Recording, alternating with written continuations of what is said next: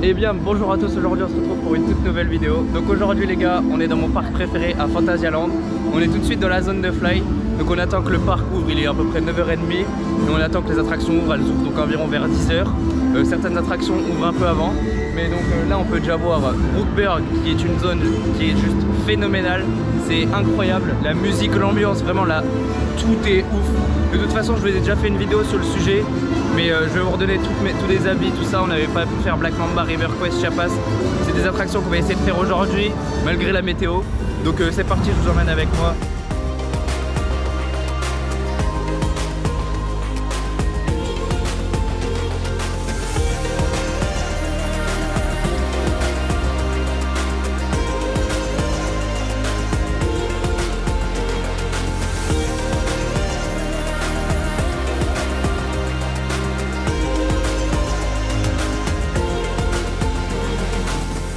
Donc on vient de sortir des Vinjas, donc c'est un spinning coaster Maurer, donc très sympathique avec quelques surprises dedans, donc je vais pas tout vous spoil mais c'est très sympa. C'est un peu vieux, moi j'accroche pas forcément avec la théma, mais la théma est très présente. Il y a des bonnes petites sensations pour la famille, donc c'est vraiment une attraction à faire à Phantasialand. Et donc là on va se diriger sur Black Mamba, l'inverted BM du parc.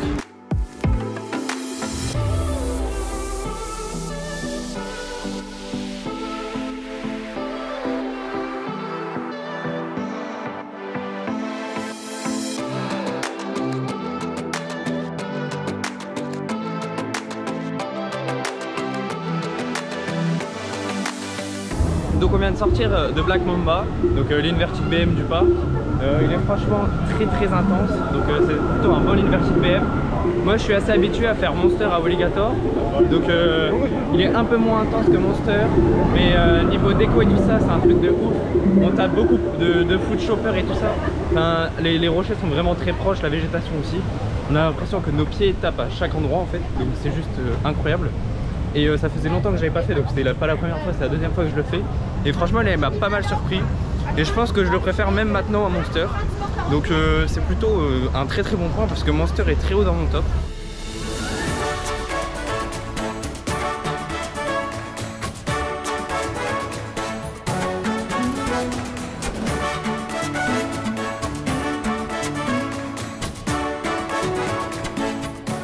On vient de sortir de Chiapas, donc ça faisait longtemps aussi que je l'avais pas fait et on était plutôt bien mouillé là, donc c'est plutôt cool.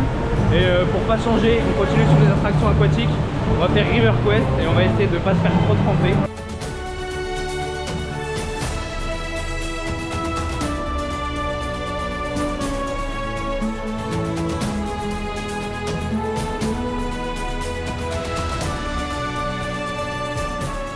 Donc on vient de sortir de River Quest, donc c'est un raft qui est vraiment très sympa.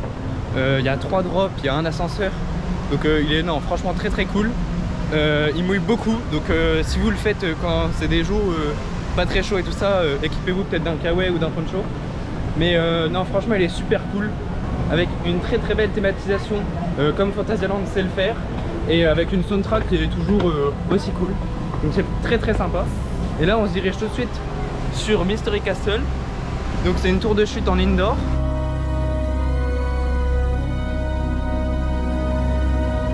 Donc on a fait Mystery Castle, on a eu le cycle long, c'était super cool. Et là on est dans la file de fly, donc 55 minutes, on va faire de l'attente, tant pis.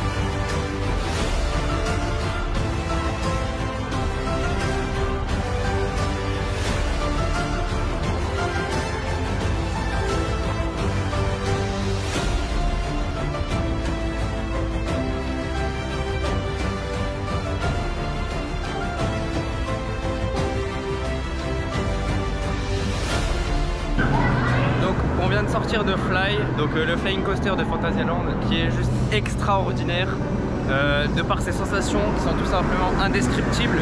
On On a juste l'impression de voler, on se fait écraser dans les creux, on se fait soulever dans le siège quand on est dans certaines bosses, surtout au deuxième launch. On était vers l'avant du train, on était au 3e rang, donc forcément c'est super sympa.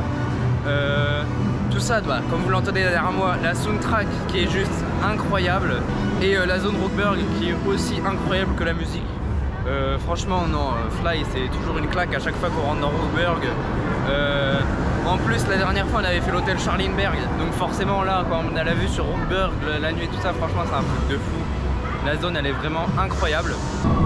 On vient de faire Colorado Adventure, donc très sympa comme d'habitude, on était au last, donc il envoie bien, il est agressif, il nous tire bien dans les côtes et tout ça, donc c'est super cool. Et là on se dirige sur Taron.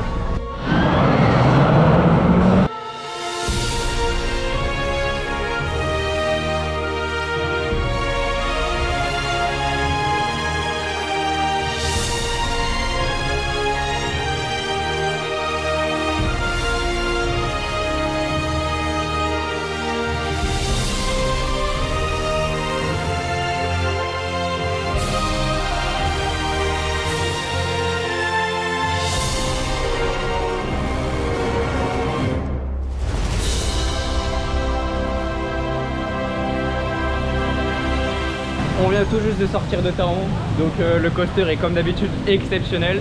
Bon, un petit peu de pluie mais ça allait. On l'a fait au premier rang en plus parce que des fois il n'y a personne, je sais pas pourquoi. Là il y avait personne, donc on a quasiment autant attendu que si on allait en file normale.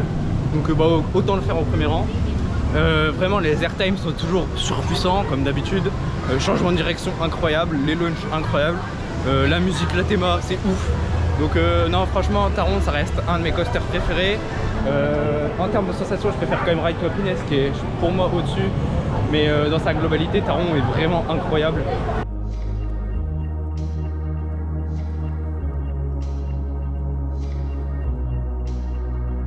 Donc on est reparti pour refaire Black Mamba avec très peu d'attente étant donné que ce matin on l'a fait à quasiment 35 minutes et que là il y a 15 minutes annoncées mais il y a l'air d'avoir même moins. Donc bah, c'est super cool. Donc je pense que Black Mamba a tendance à se remplir beaucoup le matin et peut-être un peu moins le soir, enfin ou en fin d'après-midi s'il est déjà à 17h. Donc bah, c'est plutôt cool. Donc on vient de sortir de Taron, notre dernier ride de la journée. Il était juste monstrueux comme d'habitude, bien chaud, bien bourrin. Il y a une petite panne dans la file d'attente mais rien de grave, il a fermé quoi 15 minutes. Et non franchement c'était incroyable, enfin, comme d'habitude Fantasyland c'est une valeur sûre. Donc j'espère que cette petite vidéo vous aura plu.